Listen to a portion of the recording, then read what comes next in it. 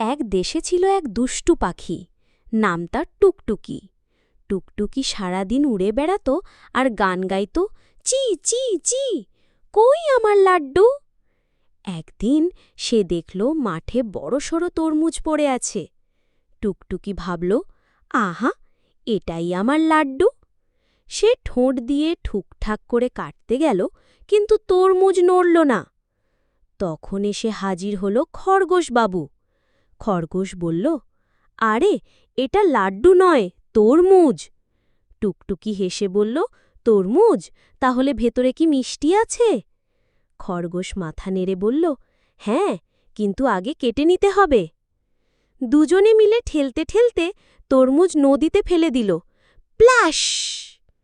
তরমুজ ভেসে গেল, আর দুই বন্ধু দাঁড়িয়ে হাঁ করে দেখল। টুকটুকি দীর্ঘশ্বাস ফেলে বলল, তরমুজ গেল, কিন্তু গানটা তো আছে।